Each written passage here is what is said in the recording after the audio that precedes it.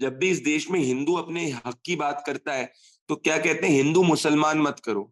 वहीं जब मुसलमान समुदाय से लोग सड़कें ब्लॉक कर देते हैं, पत्थरबाजी करते हैं, उसके बाद सर्वे को रोक देते हैं, तब बोलते हैं सेक्युलरिज्म की रक्षा के लिए हम लोग ऐसा कर रहे हैं। तो तब कुछ नहीं याद आता, तब संविधान होता। जब भी हिंदू करे तो उसकी हर एक्ट को डीलेजिटिमाइज, डिमोरलाइज कर दो, उसकी मॉरल वैलिडिटी को खत्म कर दो कि अरे ये तो हिंदू मुसलमान है। नमस्कार, हॉकफिट न्यूज में आप सभी का स्वागत है। और आज हमारे साथ हमारे शो में सेलिब्रिटी एंकर और भारत के जाने माने, लेकिन जाने माने तो बहुत से पत्रकार हैं, लेकिन एक वेल रेस्पेक्टेड और जिनकी क्रेडिबिलिटी भी मार्केट में बहुत है, प्रदीप भंडारी जी हमारे साथ हैं। बहुत बहुत धन्यवाद हमारे शो में आने के लिए आपका। शुक्रिया ऑकवीट जी, आपके इतने पॉपुलर यूट्यूब चैनल पे आपने चांस दिया, शुक्रिया। बहुत बहुत धन्यवाद। प्रदीप जी, हम जिस तरीके से देख रहे हैं, मेरा पहला प्रश्न जो आज मैं आपसे तुरंत पूछना चाहूंगा, जिस तरीके से हम देख रहे हैं कि लगातार 2 दिन पहले तेजिंदरपाल सिंह बग्गा जी की गिरफ्तारी के लिए पंजाब से पुलिस आती है, अब राजस्थान से अमन चोपड़ा जी को पकड़ने के लिए पुलिस आती है, तो आखिर ये मतलब बेसिकली हो क्या रहा है? जिस तरीके से विच हंटिंग हो रही है हमारे जर्नलिस्ट की, स्पोक्स पर्सन की, तो फ्रीडम ऑफ स्पीच के जो स्टालवर्ड्स बनते हैं कांग्रेस पार्टी, वो कहाँ गया वो सब एक्चुअली? ऑकफिट जी, आपने काफी अच्छा सवाल पूछा। इनफैक्ट जब मैं चुनावों का आकलन कर रहा था और जब प्रेडिक्शन कर रहा था अपने इलेक्शन सेफोलॉजी के अंदर भी, तो मैंने ये कहा था कि ये जो सो कॉल्ड लोग अभी फ्रीडम ऑफ स्पीच की बातें कर रहे हैं, लोकतंत्र की बात कर रहे हैं कि लोकतंत्र के बचाने के लिए भाजपा को हराना होगा, ये सबसे बड़े हिपोक्रेट्स है फ्रीडम ऑफ स्पीच के। इमरजेंसी के दौर से हमने देखा हुआ है। अगर आप राजस्थान के चीफ मिनिस्टर अशोक गहलोत का वो वीडियो देखेंगे जिसमें उन्होंने बोला हम कोई फेक एनकाउंटर तो नहीं करवा रहे, मतलब उनकी मंशा किस हद तक जानी। जी, I was about to come to this. जी, मैं आपकी बात को काफी अच्छी तरीके से पढ़ लेता हूँ। कि हम लोग फेक एनकाउंटर तो नहीं करा रहे, तो आप सोचिए उनकी सोच और मंशा किस हद तक जा सकती है। तो इस देश के अंदर एक्चुअली दिक्कत क्या है कि ये सब लोग इतने ज्यादा फ्रस्ट्रेटेड हैं क्योंकि ये कभी डाइजेस्ट नहीं कर पा रहे थे, कभी सोच नहीं सकते थे 15 साल पहले इस देश में कि इनका इकोसिस्टम जो है वो किनारे पर हो जाएगा, इनका सिस्टम जो है किनारे पर हो जाएगा। तो जब भी ये लोग सत्ता के अंदर आते हैं तो जिनने भी सच्चाई की बात करी या जिनने भी इनसे आंख में आंख डालकर सवाल पूछे, या अगर मान लीजिए जिनने इनकी लाइन को टोनी किया, उनके खिलाफ ये सामदंड भेद लगाने वाले। तो आप ऐसा मत समझिएगा कि liberals world over, Hawkfeet ji, are the most hypocrite and the most intolerant people. So this is what has been followed, and the governments that the liberals back, अगर आपको याद है यूएस के अंदर Joe Biden is bringing a ministry जो ये निर्धारित करेगी कि क्या फेक सही न्यूज है, क्या फेक न्यूज है, it will also give approval rating to channels and others. So where are the liberals and the Democrats per se? If you don't follow their line, if you don't toe their line, they will completely cancel you. That's what happened even in the press club, in the foreign correspondent club with Vivek Agnihotri. ये सब उसी ecosystem का part है, किसी का proportion ज्यादा है, किसी का प्रपोर्शन कम है। सो इस देश के नेशनलिस्ट को पता होना चाहिए कि नेशनलिस्ट सरकार होने के बावजूद जब उसको ये प्रताड़ना झेलनी पड़ रही है, तो एक समय जब नेशनलिस्ट सरकार अगर मान लीजिए नहीं होती, उनकी सरकार होगी, तो किस हद तक जा सकते हैं आप सोच भी नहीं सकते। कहीं ना कहीं एक मैसेज आता है। सबसे पहले अगर हम अशोक गहलोत जी की बात करें तो मैसेज आता है कि सीधे सीधे आपने एक थ्रेटनिंग दे दी है कि मतलब कि एनकाउंटर हो सकता था, वो भी हम करा सकते थे और हमने नहीं किया। So that's another way of saying it. तो एक तो वो चीज, और फिर जिस तरीके से इकोसिस्टम है, यहाँ पे एक बड़ा सवाल इकोसिस्टम पे भी उठता है कि सरकार भले ही देश में राष्ट्रवादी सरकार हो, हम कहते हैं कि राष्ट्रवादी सरकार है, आज 2014 से हमारे देश में है, लेकिन जो सरकार भले ही हो हमारी, लेकिन सिस्टम कहीं ना कहीं सिस्टम वामपंथी और लिबरल लोगों के हाथों में है कि वो जब चाहे सिस्टम को जैसे चाहे ट्वीट कर लेते हैं और 100%। अगर आज आप एक चैनल में एक गलती, हॉकफीट जी, अगर आप कोई भी एक गलती आज कर देंगे तो लिबरल आप पे टूट जाएंगे, तो ओनर्स जो होंगे वो दबाव में आ जाएंगे। मैं तो एक एंटरप्रेन्योर हूँ, तो मेरे को इतना चीज नहीं है, पर मैं आपको एक बेसिक उदाहरण दे रहा हूँ। आज भी अगर आप बड़े बड़े कॉर्पोरेट हाउसेस पे देखेंगे, उन्हें अपने मीडिया एडवाइजर्स किनको अपॉइंट किया, लिबरलों को अपॉइंट किया है रादर देन द नेशनलिस्ट। सो बहुत इंट्रेंच्ड है इनका सिस्टम, और ये जब चाहे जो चाहे कुछ भी कर सकते हैं। नेशनलिस्ट में यूनिटी नहीं रहती हॉकफीट जी, इनमें बहुत यूनिटी रहती है। अभी आप वो देखिए पूरा सेट, वो आपका कौन सा ये जो लॉकअप टाइप का शो हुआ था, इनने पूरा सेट करके एक मुनव्वर फारूकी जिसके अगेंस्ट इतना हिट था, उसको इन लोगों ने लेजिटिमाइज करा दिया पूरे सेटिंग के जरिए। So this is how they work, and they work with each other को उठाने में। नेशनलिस्ट एक दूसरे को गिराने की ज्यादा कोशिश कर जाते हैं और ये एक दूसरे को उठाने में ज्यादा विश्वास करते हैं, और इनका जो सिस्टम है दूर दूर तक अंदर अंदर तक फैला हुआ है। जी, ये जो मुनव्वर फारूकी वाला केस हुआ उसमें भी यही हुआ कि पहले मुनव्वर फारूकी को लोगों ने एक समय पे आके आइडेंटिफाई किया कि नहीं this guy is like he is talking bullshit. तो उसके बाद क्या हुआ कि जब उसकी एक इमेज सर्टन क्रिएट हो गई, राष्ट्रवादी लोगों के लिए वो एक तरीके का विलेन बन गया। अब उस विलेन को उठाकर उसकी मार्केट वैल्यू तो बहुत ज्यादा भी नहीं थी, पर उसको लॉकअप आके एकता कपूर ने क्या किया कि ऐसे आदमी को आप शो में लाते हैं और उन्होंने ये दिखाया राइट विंग के लोगों को कि हम जिसको आप अपना चैंपियन समझते हैं, जिसे स्टालवर्ट समझते हैं, उसी के माध्यम से हम उसी के शो में लाके हम इस आदमी को जिताएंगे और आप देखते रहेंगे उन्हीं के हाथों उनका अवार्ड मिलेगा। तो कहीं ना कहीं उन्होंने दिखा दिया कि सिस्टम उनकी मुट्ठी में है और हम चाहे कुछ भी कर लें, लेकिन होगा वही जो वो चाहते हैं। मैं कंप्लीटली सहमत हूँ। हम लोग सर आपस में मान लीजिए लड़ते रहेंगे, नेशनलिस्ट लोग ट्विटर पे इन सब पे, जब मेरे पे इतने केस हुए थे कोई हार्डली सपोर्ट पे चीज पे आया था। मैं at completely go forward with respect, पर इनका आप देखिए ये सब एक दूसरे के साथ टैंडम में वर्क करते हैं। और ये लेजिटिमाइज भी कैसे किया कि सो कॉल्ड राइट विंग की पोस्टर गर्ल को हाथों पे आपने दिखा के कह दिया कि देखो दोनों दिल भी मिल सकते हैं। So all this charade and fraudness यार, अगर आपकी एक आइडियोलॉजी है तो आपकी एक आइडियोलॉजी है, अगर आपकी आइडियोलॉजी नहीं है तो नहीं। Opportunism can not be your ideology हॉकफीड ji. So I still whatever Munawwar Farooqi said in the past, all of that cannot be legitimized and all of that cannot be given any amount of by any nationalist person, right? When he made fun of Kotra, when he made fun of Hindus in Kotra, और आपने यहाँ पे उस पूरी setting में ऐसे दिखाया रे कितना कूल सा बच्चा है, इसको वोट, और आपने लेफ्ट फिंगर को 18 लाख वोट दिलवाया, राइट फिंगर को 1 लाख वोट दिलवाया, एक औकात दिखाने के लिए कि देखो तुम में और हम में इतना डिफरेंस है, वो ये चीज करने के लिए। So this is all which is part I can see through it and this is why I say कि नेशनलिस्ट को अपने लोगों को हीरो बनाने में, अपने लोगों को बड़ा प्रोफेशनली करने में ताकत लगानी चाहिए, ना कि एक दूसरों को गिराने के अंदर, ना एक दूसरे से जलने के लिए। Exactly, there should be some kind of an ecosystem कि जहां मतलब जब हम बात करते हैं, कई बार कपिल मिश्रा जी भी इसकी बात करते हैं हिंदू इकोसिस्टम की। मेरे भी पास में कुछ कॉन्वर्सेशन हुई मीडिया में जिसमें मैंने हमेशा इस बात पर जोर देते आया हूँ कि हिंदू इकोसिस्टम का होना इस समय मुझे पर्सनली लगता है कि काफी आवश्यक है, क्योंकि कहीं ना कहीं जब इंटरनेशनल फोरम्स पर भी जो पंडित थे उनकी आवाजों को सालों से नहीं सुना गया, पाकिस्तानी हिंदूज हैं उनकी फ्लाइट को नहीं समझा गया despite of the fact that it was an international issue. एक बेसिक उदाहरण देखिए आप, एक चीज मैंने आज अपने शो पे भी बोली थी, जब भी इस देश में हिंदू अपने हक की बात करता है तो क्या कहते हैं, हिंदू मुसलमान मत करो। वहीं जब मुसलमान समुदाय से लोग सड़कें ब्लॉक कर देते हैं, पत्थरबाजी करते हैं, उसके बाद सर्वे को रोक देते हैं, तब बोलते हैं सेक्युलरिज्म की रक्षा के लिए हम लोग ऐसा कर रहे हैं। तो तब कुछ नहीं याद आता, तब संविधान होता। जब भी हिंदू करे तो उसकी हर एक्ट को डीलेजिटिमाइज, डीमोरलाइज कर दो, उसकी मॉरल वैलिडिटी को खत्म कर दो कि अरे ये तो हिंदू मुसलमान है। आप समझ रहे हैं मेरी बात? This exactly is exactly. How it works across. अगर कोई भी राष्ट्रवादी बात मीडिया में करे, अरे ये कम्युनल है। अगर कोई भी बात शुगर कोट करके रेडियो जॉकी हेट को उठा के फैलाए तो बोले अरे ये तो सेक्युलर बात है। और नागार्जुन के साथ हैदराबाद में क्या हुआ, यही तो चीज हुई उठा के, और उसको उस एक्ट को जस्टिफाई करने वाले लोग थे। कल एक पत्रकार थी नकवी करके जो कह रही थी मुस्लिम एरिया में बुलडोजर चलाए, इनका बस चले अगर इस देश की डेमोग्राफी बदल जाए तो ये एक्चुअली आइडेंटिफाई कर दे मुस्लिम एरिया, हिंदू एरिया। और मैं इस देश के सेक्युलर से पूछना चाहता हूँ कि एक स्टडी होनी चाहिए कि अगर एक जगह पे मुसलमान मेजोरिटी में या 50% वहां पे हिंदुओं की क्या हालत है, क्या हिंदुओं को वहां बेसिक सुविधा मिल रही है, क्या उनको फ्रीडम ऑफ एक्सप्रेशन है, क्या उनकी बेटियां आराम से घूम सकती जा सकती है। ये सब बहुत महत्वपूर्ण सवाल है, ये बहुत ज्यादा महत्वपूर्ण सवाल है। ये भी ये चीज हुई जो आपने बात कही, बिल्कुल मैं इससे एग्री करता हूँ कि अमानतुल्लाह के एरिया में कई हिंदू लेडीज ने ये बताया कि उनको साफ पानी के लिए साफ मना कर दिया गया क्योंकि आपने तो जी आम आदमी पार्टी को वोट नहीं किया, इसलिए आपको पानी नहीं मिलेगा। तो जिस तरीके से मतलब वोटर आइडेंटिटी के बिहाफ पे डिस्क्रिमिनेशन हो रहा है, सबसे कोर उसके कहीं ना कहीं कोर में छिपी है उसकी एक व्यक्ति की रिलीजियस आइडेंटिटी। तो as long as you are Hindu you will not get that help.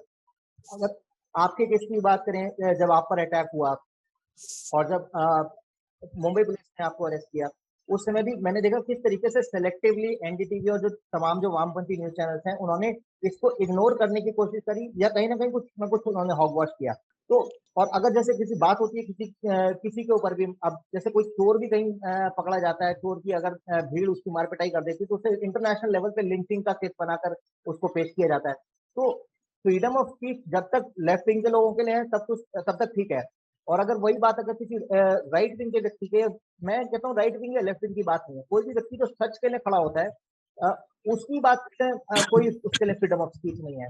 और अनफॉर्चुनेटली एक बात मतलब जो मैंने अभी नोटिस करी है पिछले कुछ टाइम से, जैसे ये जो खालिस्तान से रिलेटेड जो अभी मुद्दा है, मोहाली में बॉम्ब ब्लास्ट हुआ, सिख फॉर जस्टिस के गुरपतवंत सिंह पन्नू ने पहले भी जब खालिस्तानी झंडा दिल्ली में लहराया था तब भी उन्होंने इसकी जिम्मेदारी ली। अब मोहाली में ब्लास्ट की भी एसएफजे ने जिम्मेदारी ली है। तो कहीं ना कहीं गवर्नमेंट का भी जो रवैया है, मुझे कहीं ना कहीं ऐसा लगता है कि कभी कभी सरकार शायद या तो घुटने टेक देती है, परिस्थितियां भी कुछ ऐसी हैं, ठीक है हमें सिख समाज को अपने से नाराज नहीं करके चलना है, गवर्नमेंट की पॉलिसी एक जगह अपनी जगह ठीक है, लेकिन ब्लैटेंटली इग्नोर करना, ये तो जैसे ऐसा हो गया कि आईएसआईएस ने कोई टेररिस्ट अटैक किया और उसके बाद रेस्पॉन्सिबिलिटी क्लेम करी, आप अगर उसको जाके पकड़ेंगे ही नहीं तो फिर कैसे बात बनेगी, वो तो करता रहेगा। तो मतलब इंडिया की आज अच्छी डिप्लोमेसी है, यूएस कनाडा में जाकर अगर इंडिया चाहे तो मतलब कुछ ना कुछ कोवर्ट ऑपरेशन चलाए, ऐसे लोगों को तो पकड़ना अत्यंत आवश्यक हो गया जो खुले में धमकी दे रहे हैं। हिमाचल के विधानसभा के ऊपर आप झंडे लगा रहे हैं खालिस्तानी, लाल के ऊपर खालिस्तानी झंडा लगा रहे हैं, बेसिकली आप क्या कर रहे हैं, आप मैंने ध्यान से जब इस चीज को समझा तो ये वही हजारों साल पुरानी जो लड़ाइयां थी कि ये इस पर्टिकुलर सिख एम्परर ने ये एरिया कॉन्कर कर लिया, इस मुगल एम्परर ने ये एरिया कॉन्कर कर लिया, तो अपनी टेरिटरी मार्किंग उनकी आज भी चल रही है। तो जो टेरिटरी मार्किंग कर रहे हैं खुलेआम कर रहे हैं, और डेमोक्रेसी जिस सो कॉल्ड डेमोक्रेसी की हम बात कर रहे हैं उसको धज्जियां उड़ा रहे हैं। और उसके बाद भी अगर कोई एक्शन इन लोगों पर नहीं हो रहा है, कि जब 26 जनवरी के बाद से अभी तक कोई एक्शन नहीं हुआ अगर पन्नू पे, तो फिर पन्नू को तो हम एक तरीके से प्रोत्साहन दे रहे हैं ना। मैं सहमत हूँ कि पन्नू के खिलाफ इतना इंटेलिजेंस चीजें इतनी बार मीडिया में भी डिबेट हो चुकी है। आई ऑल्सो आस्क कि why is he not been arrested, और if there is an operation going on well and good, but the point is इतना सा उठा के इतना चीज कर रहा है आप, why has he not been arrested और why has he not been booked, similarly why has PFI yet not been banned, that is also very important question। इतनी डिबेट्स हो चुकी है PFI, why has PFI not been banned, ये आप दूसरी चीज है। नंबर 3 चीज है कि शाहीन बाग के अंदर क्या देश का कानून चलेगा कि शाहीन बाग रिपब्लिक ऑफ शाहीन बाग करके, तो ये कैसे निर्धारित कर लेंगे कि भैया शाहीन बाग के अंदर बुलडोजर नहीं चलेगा, अतिक्रमण करेंगे, तो ये देश में समझना पड़ेगा, ये पहले से आजादी के पहले से ही चला आ रहा है कि अपने अपने पॉकेट्स कर दो, हिंदू तो जाएंगे, अभी ये उनपे वो कानून नहीं चलेगा, उनपे वो कार्रवाई, जी उनपे वो कानून नहीं चलेगा, उनपे वो कार्रवाई नहीं होगी, कुछ नहीं होगा। That is the moot point. और मैं बार बार ये कह रहा हूँ कि नेशनलिस्ट लोगों में एक चीज ये होती है, अगर आप देखिएगा अरे एक बंदा ऊपर बढ़ रहा है, चलो चलो उसको नीचे काटो, उसको नीचे काटो, नीचे काटो, ऐसे नहीं हो सकता है। लेफ्टिस्ट का इकोसिस्टम आप देखिए, उमर खालिद जैसे यूएपीए के अंदर बुक्ड, एक बुक्ड व्यक्ति को ये लोग बैक कर रहे हैं 250 दिनों से। कैन यू इमेजिन, मतलब a man who is booked under unlawful action and prevention act के वो ये लोग बैक कर रहे हैं।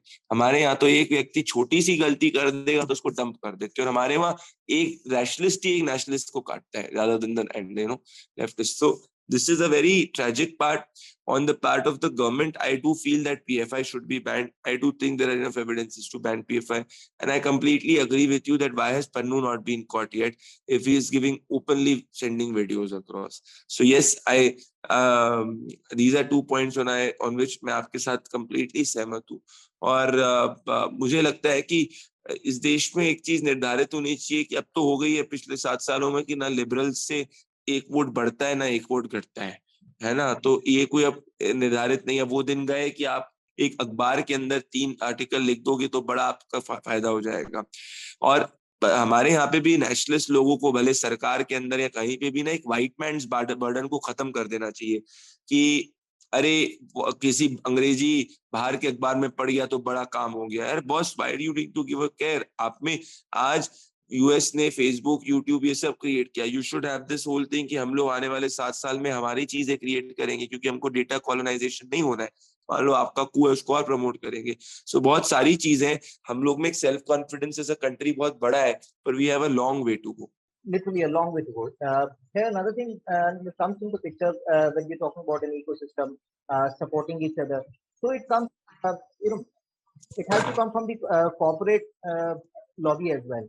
So the मैं identification and आपको उदाहरण दे रहा हूँ हॉक जी, आप इस पे रिसर्च करिएगा, जितने भी बड़े बड़े इस देश के कॉर्पोरेट है जो अपने आप को सो कॉल्ड कहते हैं सरकार के करीब हैं, आप उनके मीडिया के जो एडवाइजर्स हैं, वो जो डिसाइड करते हैं कि मीडिया का फंड कहाँ जाना चाहिए, आप एक बार चेक कर लीजिए कि उनकी पॉलिटिकल लीनिंग्स क्या है। I don't want to comment more on it. I know it in and out. Totally. So for a nationalist to set up something, it takes huge amount of effort and difficulty, irrespective of anybody else. And the sad part is that the corporates, which are very, very close to this, nationalist cause, they have appointed people which are, so-called quote unquote close to the leftist ideology, which come from the, UPA era, deciding where should corporates put money and where they should not. Then how do you expect a media funding or nationalist platforms becoming big? I ask you, in the 7-8 years, how many nationalist platforms have become big? You need to ask that. Have they become big enough to reach 100 crore audience? Very few. So आप उसी organisation में लोग change कर दो. These are all short term things. You have to create your own systems and own platforms in this long term fight for narrative, political narrative, because media right now is waiting कि भैया एक बार political narrative change हो तो हम कूद जाए. आपको याद होगा जब कांग्रेस 3 चुनाव जीती थी, मध्य प्रदेश, राजस्थान, छत्तीसगढ़, मेजोरिटी जो सो कॉल्ड अपने आप को नेशनलिस्ट कहते हैं, पूरा कांग्रेस राहुल बैक शुरू हो गए थे. So you remember this, right? There was magazines which had said that Rahul is finally back. Finally. So, I totally agree on this part. I have also noticed when I worked with a lot of brands before getting into journalism. I did a journalism course in 2009. Then I went back to corporate. So, like, I kept switching between journalism and then corporate. I was working with a top American bank, and on the induction day, they, along with the bank account kits, they introduced an NGO to new employees that you can donate money to this NGO. And later on, when I found out about that NGO, because I had this tendency that whenever I donate, I always check about that NGO. So I checked, I found out that it was actually a Christian missionary NGO. So people have their agendas very clear. So this is where I learned this. There are brands like even the mineral water that you get in that bank it's coming from an American company. So the Swadeshi concept that we talk about is something that, it's something to learn from those organizations. So this is the kind of ecosystem that we need to build, like which includes the media professionals, the corporates who have a Hindu-leaning mindset, who invest in startups that actually talk about nationalism, startups that are actually working for the welfare of pro-India people. मैं आपसे completely सहमत हूँ. देखिए, prime minister Narendra Modi के अंदर देश बहुत आगे गया है. आज हमारे पास 100 स्टार्टअप्स हैं, $101 बिलियन वैल्यू है. पर आप समझिए, वो जो जंग थी, वो जंग को हटके अब वो व्हील थोड़ा चलना चालू हुई है. अब जब आपके लोग और बड़े होंगे, तब जाके आप आने वाले 25 साल 30 साल तक जो है 20 years तक नेशनलिस्ट इकोसिस्टम रहेगा. Because it's not about government going और government not going, right? It's about the nationalist ecosystem deriving and ensuring that the political narrative in India remains to be nationalist. And for that, it is very important that nationalist people across any field become very, very big, whether it is media and young people. See, 80% of India is less than 40 years of age. अब आप ये नहीं सोच सकते कि 60, 65 साल वाले लोग अलग अलग प्रोफेशनल्स पे इस यंग नैरेटिव को करेंगे. So you need people in 30s and 40s. What happened with NDTV? That is what happened with NDTV, right? Then that's why it could, for 20 years, NDTV could run the agenda and run the narrative. So हमें इसी तरीके से चाहिए कि nationalist narrative आगे बढ़े. बहुत जगह सब कुछ नैरेटिव का ही खेल है. जितना नैरेटिव नेशनलिस्ट होगा, वो सभी चीजों को इनडायरेक्टली साइकिल करेगा, पैसे को भी इनडायरेक्टली साइकिल करेगा, उसके साथ में आपने ये एनजीओ इकोसिस्टम को भी साइकिल करेगा, नेक्स्ट यूथ को भी साइकिल करेगा. तो ये सब चीजें बहुत बहुत जरूरी है. इस सब में सबसे इंपॉर्टेंट है नैरेटिव. बिल्कुल प्रदीप जी. एक और चीज जो पिछले कुछ समय से मैं नोटिस कर रहा हूँ कि स्टोन पेल्टिंग कुछ समय पहले कश्मीर का ही धंधा होता था. अब ये लग रहा है कि पूरे देश का धंधा बन गया है.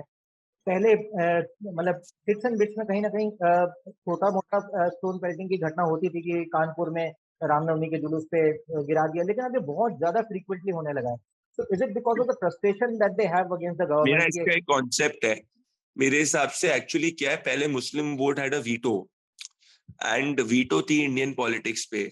तो मान लीजिए कहीं में भी 25-30% अगर मुस्लिम समाज है, तो उस सीट पे, उस जगह पे सिर्फ वही जीतता था जिसको मुसलमान एनमास सपोर्ट करता था.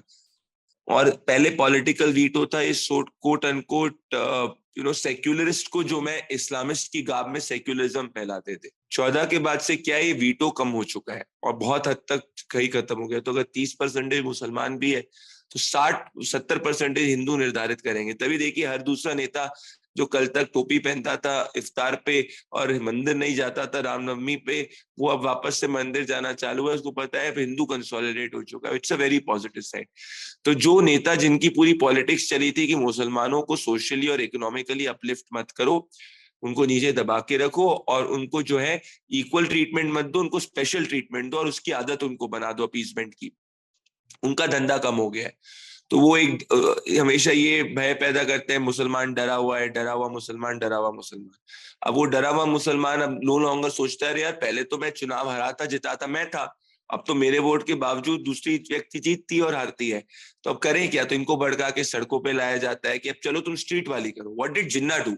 ओवैसीज politics is in the realm of modern day inspired from Jinnah कि Muslim from Muslim constituency, Muslim legislative, all of this is inspired from Jinnah। तो एक होते हैं इंटेलेक्चुअल जिन्ना और एक होते हैं जो स्ट्रीट वाले जिन्ना। देयर जब शाहरुख ने पत्थर फेंका था और शाहरुख ने जब गोली चलाई थी तो वहां पे उसको इंटेलेक्चुअली बैक करने वाले भी लोग आ गए थे ना। तो ये वैसे ही होता था आजादी के पहले कि देयर वाज इकबाल को बड़ा कहा जाता था शायर और बड़ा सो कॉल्ड इंटेलेक्ट, और वो जो इकबाल था वो एक नंबर का क्या कहते हैं, उसी ने पाकिस्तान की कॉइनिंग में बहुत मदद की थी। Jinnah was a very well read man but he was the one who had excited people on the streets for Pakistan. So all of this is in the same line. There should be a study in India कि 100 districts जहाँ पे Hindu minority में हिंदू के living standard क्या। आज supreme court ने कहा है कि if the state government allows we can go ahead with Hindu being given minority places at certain districts. So it's a very good debate to happen. But आपके जो सवाल का सिंपल एक लाइन में जवाब है क्योंकि मुसलमान वोट का वीटो हट चुका है इंडियन पॉलिटी। वही अब उनके स्टोन पेल्टिंग बेसिकली अब उसका एक्सप्रेशन हो चुका है उस चीज का। जी और ये परिस्थिति भी है कहीं ना कहीं, मतलब काफी अलार्मिंग भी है सिचुएशन। आज मेरी अश्विनी उपाध्याय जी से बात हो रही थी। उन्होंने मुझे बताया कि कुछ समय पहले जस्टिस एस.एन. श्रीवास्तव ने भी एक रिपोर्ट बनाई थी जो कि यूपी में हिंदू ऑलरेडी एक माइनॉरिटी हो चुका है। तो यूपी जैसे स्टेट में अगर हिंदू माइनॉरिटी हो चुका है और अगर हम बात करते हैं कि अल्पसंख्यक का दर्जा मिला हुआ कई जगह पे मुस्लिम को, तो हमारे यहाँ कई अगर मतलब 750 के आसपास अगर डिस्ट्रिक्ट हैं उसमें से अगर 200 से ज्यादा डिस्ट्रिक्ट में आज ऑलरेडी हिंदू माइनॉरिटी हो चुका है। तो अब समय है कि इसको इस तरीके से समझा जाए कि ये कितनी बड़ी अपने आप में एक थ्रेट है, बहुत ही अलार्मिंग सिचुएशन है। आज अगर हम इलेक्शन जीत पा रहे हैं तो शायद हमारे पास नंबर्स हैं, बट जिस तरीके से चीजें आगे बढ़ रही है, जो यंग बच्चों का भी जो बर्थ हो रहा है, मेजोरिटी ऑफ देम अगर if you go to any government hospital you will find the names as like mostly Shahrukh, Mohammed, Arbaz, Suhail are the name of those children. So the young India might be a very dangerous India another few years down the line. So इसको tackle करने के लिए, इन चीजों को tackle करने के लिए कहीं ना कहीं एक मतलब लार्जर स्केल पे स्ट्रेटजी गवर्नमेंट को ही बनानी होगी। क्योंकि अगर ये गवर्नमेंट को लगता है कि अगर हम हिंदू वोट से आज जीत रहे हैं तो हिंदू वोट के लिए हिंदू पॉपुलेशन का सर्वाइव और थ्राइव करना बहुत इंपॉर्टेंट है। बंगाल में क्या हो रहा है देखिए, जहाँ 30% हो गया उन्होंने ये निर्धारित कर दिया कि 70% से ऊपर है। Can you imagine? 30% हिंदू जो है वो नहीं निर्धारित कर सकता कि 70% मुसलमान क्या सोचे, पर जहाँ 30% मुसलमान है वो निर्धारित कर रहा है कि 70% Hindu are irrelevant. So tomorrow if the geography of demography of India changes to 30-70, thank you so much sir. मतलब कहने का मेरा मतलब ये है कि आप सोचिए कि अभी 15, 17, 18, 19% में ये चीज इज देयर। अगर हिंदुस्तान की डेमोग्राफी हो गई 30-70, तब फिर एरियाज में क्या होगा? तब सेक्युलरिज्म चले जाएगा खतरे में, तब लोग बोलना चालू करेंगे कॉन्स्टिट्यूशन से नहीं किताब से चलेगा। ये आप याद रखिए। बिल्कुल बिल्कुल। और कहीं ना कहीं साइलेंटली सिस्टम से अगर हम बात करें मुस्लिम्स की भी, तो सालों से सिस्टम उन्होंने अपना बिठाया हुआ है। इंडिया में सालों से शरिया कोर्ट चल रही है लेकिन कहीं कोई इसके बारे में बात नहीं करता है। वो अपने समाज के बहुत सारे फैसले तो अपने आप अपनी शरिया कोर्ट्स में ले लेते हैं, which are like in fact in some of the places in Maharashtra at some places Sharia courts are also recognized as well. Wow. So this is surprising. When we Pradeep ji, I always had problems with democracy because I truly believe, especially in my college days, I was listening to Surendra Sharma, that he's a great comedian. So I was listening to his one of the parts of his speeches. He said कि आज का जो युग है उसमें उन लोगों को जो लोकतंत्र है उसमें उन लोगों को अधिकार मिले हुए, दानवों को मानवाधिकार मिले हुए हैं। तो मैं थोड़ा इसमें मेरा I am a firm believer in democracy ऑकफिट जी। मैं लोकतंत्र में बहुत विश्वास करता हूँ। मैं चुनावों में भी इसलिए विश्वास करता हूँ क्योंकि हमारे देश के अंदर इतनी अगर आप देखिए चुनाव क्या होता है, क्योंकि नेता ऑलरेडी आपके अफसर जो है वो सर पुराना सिस्टम है 1950 का ब्यूरोक्रेसी का सिस्टम। ब्यूरोक्रेट्स अगर देश बदल रहे होते तो अंग्रेजों ने भी ब्यूरोक्रेट से चलाई थी, हम भी चला रहे। चेंज हमेशा पॉलिटिकल होता है। और इलेक्शन ही एक ऐसा समय होता है जब नेता जो है जनता के सामने हाथ जोड़ के सेवा करने की बात करता है। और जब नेता में घमंड आ जाता है तो एक चुनाव से जनता उसको सबक सिखा देती है। अभी इस यूपी का अगर इलेक्शन नहीं होता तो ये लेफ्टिस्ट जो है अभी तक राग रिलाप किया कर रहे हैं कि भैया योगी खत्म हो गया, मोदी का कोई वैल्यू नहीं है, कुछ नहीं है। पर इलेक्शन आया तो इनका नैरेटिव डाउन हुआ। तो जनता से हमेशा सबसे चीज था, आई am a firm believer in democracy and I believe in periodic election.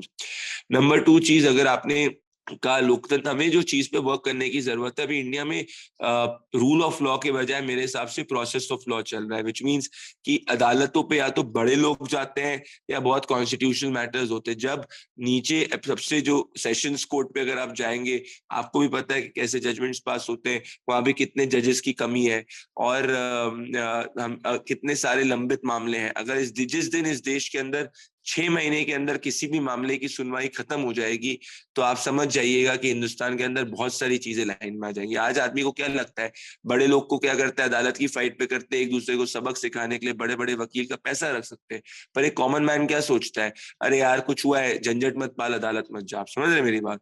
बहुत रेयर केस में होता है। तो हमें बहुत ज्यादा जरूरत है कि हमारे रूल ऑफ लॉ की तरफ जाने की, फ्रॉम प्रोसेस ऑफ लॉ। अभी प्रोसेस ऑफ लॉ ज्यादा चलता है, एक इधर आप डाल दीजिए सीआरपीसी का, दूसरा डाल दीजिए, आप उसी में चीज हो जाती है। सो this is where we have to work towards, but I firmly believe that the Indian way has survived in these many years because of so many vents for people to give in democracy. तो कभी आप थोड़ा slow होंगे, कभी ज्यादा होंगे, but लोग को सोचने का, बोलने का अधिकार है, तो इसीलिए वो फ्रस्ट्रेट होके नहीं बैठे रहते। और कभी भी बबल नहीं फटेगा जैसे चाइना में फट सकता है। अभी आप देखो कोविड में चाइना की इतनी बात हुई थी फाइट में, आज क्या हाल है चाइना के कोविड में, और आज हमारे देश को आप देखो। सो हम कलेक्टिवली साथ में हमारे में बढ़ने की चीजें थे। और जब भी देश में कोई आपदा आई, इमरजेंसी की सिचुएशन आई, people have given complete faith to the leadership. आपको लाल बहादुर शास्त्री ने जब कहा कि भाई अनाज छोड़ दो एक वक्त का खाने का, लोगों ने अनाज छोड़ दिया एक वक्त का खाने का। तो ये इस देश की ब्यूटी है। ये बात तो सच है। मतलब इस देश के अंदर एक चीज है कि विशेषकर पर ये बातें भी लागू होती हैं। इस देश के अंदर दो तरीके के समाज हैं। एक वो समाज है जो अगर किसी मेट्रो के पिलर पे या कहीं किसी भवन की दीवार पे अगर ये पोस्टर भी लगा हुआ है कि हम दो हमारे दो या हम दो हमारा एक, तो उसको सरकारी फरमान मान के इसमें बिल्कुल बिलीव कर लेती है कि नहीं ठीक है, अब से एक बच्चा ही करना है, दो भी नहीं करना है। तो पहले 3 से 2, 2 से 1 पे हम बिना सरकार के कोई कानून पास करे हम लोग आ गए।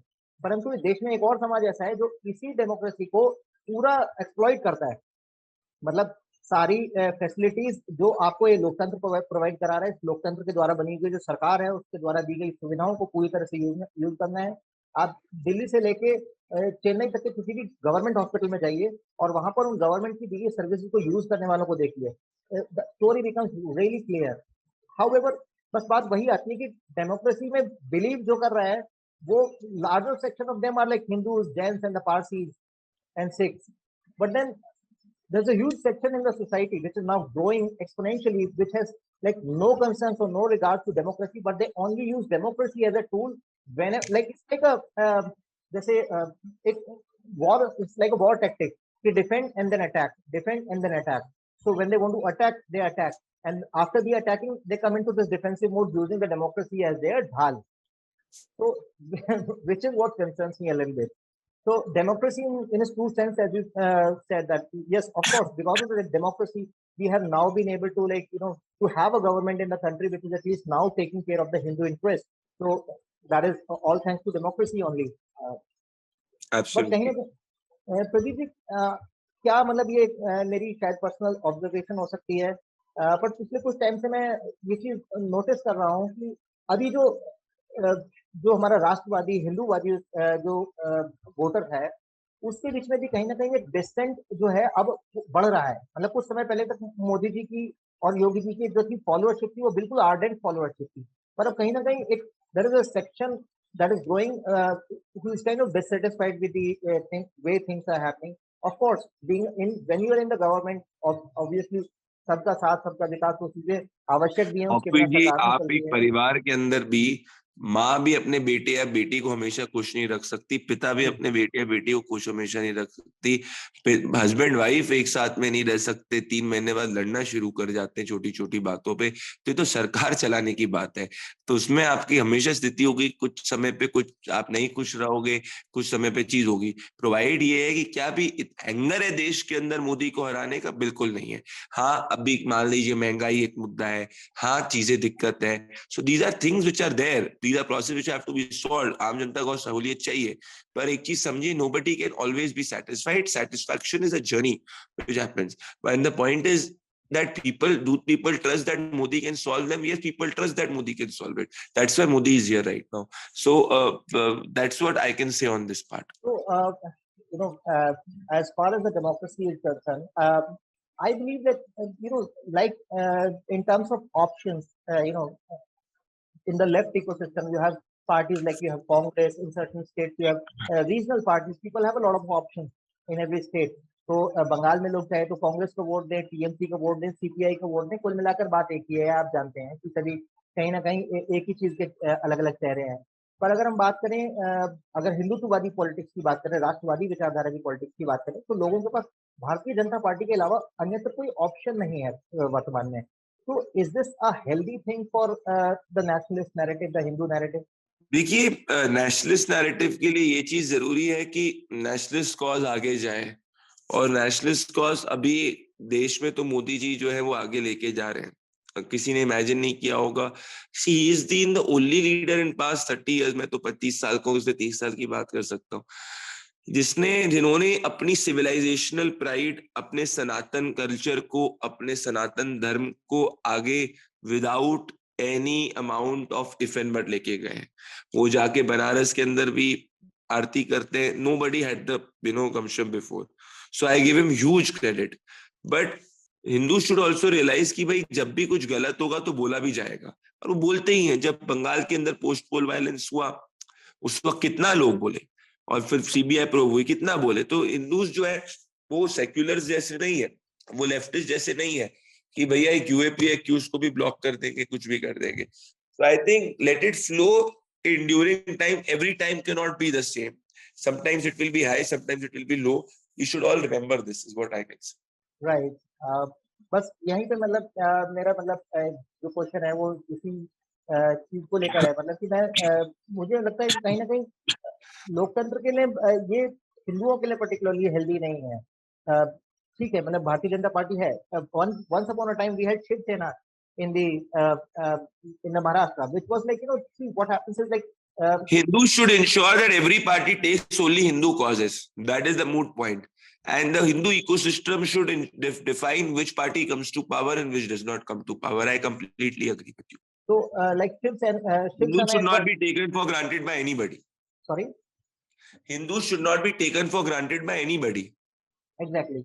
So, like Shiv Sena, some time ago, all nationalist people in India, they had this like, ठीक है, strong backup था कि ठीक है हमारे पास भारतीय जनता पार्टी, हमारे साथ भारतीय जनता पार्टी को सपोर्ट करने के लिए शिव सेना जैसी पार्टी है, जो कि आज सुलेमान या सुल्तान सेना के नाम से जाने लगी है। तो अभी वो पार्टी भी हमारे हाथ से गई, तो अभी उस पर भी आप देख रहे हैं कि किस तरीके का रंग चढ़ा हुआ है, हरा रंग चढ़ चुका है। क्योंकि उसको सत्ता चाहिए ना, कोई भी राजनीति में आता है वो कोई आइडियोलॉजिकल तो नहीं है। बाला साहब ठाकरे के वंशज जो हैं उनने जमीन पे बाला साहब जैसे चप्पल घिसके तो अपनी पार्टी नहीं खड़ी करी। They have always seen in power. So you need to understand that the second here of any political party, whether it is Mulayam, Akhilesh, all of them have not seen struggle, have not seen social movement, so they are all technocratic, quote unquote politicians. Technocratic politics can only survive till a limit. As I said, right, time will give things. Time vacuum is always filled, so there should not be any worry and fear at this moment is what I can say. जिस तरीके से अब महाराष्ट्र में भी हम देख रहे हैं, मतलब लाउड स्पीकर और अजान वाला जो विवाद हुआ, उसमें तमाम एक्चुअली ये सब इसीलिए हो रहा है क्योंकि अभी तक स्पेशल ट्रीटमेंट्स देने की बात थी माइनॉरिटी और मुस्लिम्स को, अब सिर्फ इक्वल ट्रीटमेंट की बात हो रही है। अभी तक हिंदू जो है वो चुप हुआ करता था, लोग को लगता है Hindus were taken for granted. Now Hindus have also started to speak, that is the only difference. They are also saying if I can listen to अजान 5 times a day on loudspeaker, then you should also listen to Hanuman Chalisa at least once in a day, right? And if not, then please remove the loudspeaker. We are not against azan. You know, we as Hindus have survived despite Aurangzebs of the world, demolishing us intellectually, demolishing our temples, civilizational. Now is the time come of civilizational renaissance where Hindu is only saying boss equality, and those who say Hindus are communal, please go ahead and live near Jama Masjid, please go ahead and live near Okhla, please go ahead and live in Shaheen Bagh. All these so-called quote unquote secular intellect, they will know what about the rights. It is the country's Hindu majority, that is why it is right now quote unquote secular. Please see any other country where the Hindus are in minority, what has happened to them nearby. Just like an ostrich kind of behavior. You see the trouble, they dig their head inside the earth. तो कहीं ना कहीं मतलब एक इस तरीके की परिस्थिति है अभी हमारे देश में पिछले कुछ सालों में, विशेषकर 2014 के बाद से जब नरेंद्र मोदी जी सरकार में आए, जैसा आपने बताया, मतलब एक हिंदू आइडेंटिटी को प्राइड के साथ जब कोई एक प्रधानमंत्री अपने साथ लेकर चलता है ना, तो देश के अंदर भी एक वो सेंस ऑफ प्राइड आती है और एक अपनी कल्चर के लिए एक सम्मान पैदा होता है, जो कि कहीं ना कहीं पिछले 7-8 सालों में लोगों के अंदर बढ़ा है। और उसके बाद भी अगर हिंदू समाज इस रैशनैलिटी की बात करता है कि हमें ये नहीं चाहिए कि हमारी हनुमान चालीसा चले और आपकी अजान ना चले, बिल्कुल बात किसने नहीं कही, लेकिन उसके अरे बाद भी क्या जहाँ पे 10 बस्तियां मुसलमानों की और 1 बस्ती हिंदू की है, वहां हिंदू को इतना हक दिया जाएगा वो हनुमान चालीसा पढ़े? तो आप जाके सर्वे करवाइए, कोई हक छोड़िए, वहां पे जाके हिंदुओं की प्रॉपर्टी दुगने ग्राम में लेके वहां से छोड़ दिया जाएगा। पर हम तो ये कह रहे हैं कि जहाँ हिंदू 10 है और मुसलमान 3 है, वहां भी आप अजान जो है उस लाउड स्पीकर से पढ़ रहे हैं, हमें उससे कोई दिक्कत नहीं है, पर लाउड स्पीकर तो हटाइए। आप समझ रहे मेरी बात? तो लाउड स्पीकर मालदा के अंदर हिंदुओं की क्या हालत है, जाके एक बार सर्वे होना चाहिए उन बस्तियों में जहाँ मुसलमान 90% और हिंदू 10% है, क्या हालत है वहां पे। और महाराष्ट्र में मतलब सीरियसली ये एक्सपेक्टेशन नहीं थी। थैंक गॉड इन असम थैंक गॉड इन असम, वरना अगर वही चीज चलती बदरुद्दीन अजमल और वो कांग्रेस वाला अलायंस, तो ऐसी स्थिति होती कि बांग्लादेशी चीफ मिनिस्टर बनाना पड़ता असम के अंदर। And thank God we have like chief minister like Himanta in Assam. Seriously, Now see the difference in party. Himanta and Congress did not have any opportunity to implement civilizational objective. Now Himanta and BJP is able to do so. So my only thing is that every party should ensure that the constitutional Sanatan civilizational interest is taken care of. That's it. That's what I can say. Truly. And on the funny side, yesterday in the Victory Day parade of Russia, I saw when the communist flag was being raised. So communists all across the world, they must be thumping their chest with pride and honor. But then their only problem is, since the global narrative is such that right now, since the US government is the icon of the left, so this is a kind of a crazy situation. Sitaram Yechury जो है Russia Ukraine conflict पे छुट्टी क्यों साधी? क्योंकि है तो देखो, communist party is the only party which is a global political party. Congress, BJP और any other political party is not global in nature, it's just the communist party. तो अब वो वहां पर क्या है कि उनके जो आइकॉन्स हैं और वो लोग वहां पे कम्युनिस्ट पार्टी का फ्लैग लहरा रहे हैं, लेकिन यहाँ पर जो कम्युनिस्ट है अगर वो रशिया के समर्थन में बोलेगा तो यहाँ के जो लेफ्टिस्ट हैं वो उसको पकड़ के धो देंगे. True. I completely agree with you. So that gave me a sense of relief yesterday. I was like, wow. अभी क्या करे तो करे क्या, अब इनको वोट्स नहीं मिलते तो इन्हीं चीजों से खुश हो जाते हैं. अभी ये रशिया यूक्रेन वाले मैटर में कम्युनिस्ट की हालत बहुत ज्यादा खराब है. They are like what to say, क्या बोलें क्या ना बोलें. ये केरला के अंदर ये बात करते सेक्युलरिज्म की, केरला के अंदर जब हम मलापुरम वाले जिले के अंदर चले जाइए, मेरा जब रिपोर्टर गया था रमजान के वक्त में, वो हिंदू था तो उसको भी बोला कि तुम भी उपवास लो, तुमको भी हम नहीं कुछ देंगे क्योंकि रमजान चल रही है. Let's not I have travelled so much in the country, you know this, I know this reality and I speak from experience. So that's what I can say towards the end. Totally. And in the South India as well, I was in 2013 I was in Chennai for to attend a function. तो वहाँ पर एक चेन्नई में Triplicane area है, वहां पर पार्थ सारथी मंदिर है। पार्थ सारथी मंदिर is like hundreds of years old ancient Hindu temple, और उसमें मैंने जो कार्विंग्स देखी वो उसमें एलियंस वगैरह तमाम इस तरीके की चीजें हैं जो कि अपने आप में बहुत बड़ी रिसर्च का विषय है। बट उस जगह को मैंने जिस तरीके से स्ट्रेटेजिकली घेरा देखा कि मुसलमानों ने पूरे एरिया को घेर लिया है, और वहां पर मतलब अब टोटली मतलब the area is under their control, और this strategically done at a lot of places. You go to Ujjain Mahakaleshwar, you get to hear the Ajan sound 5 times a day in Ujjain Mahakaleshwar. So that is very tactically done.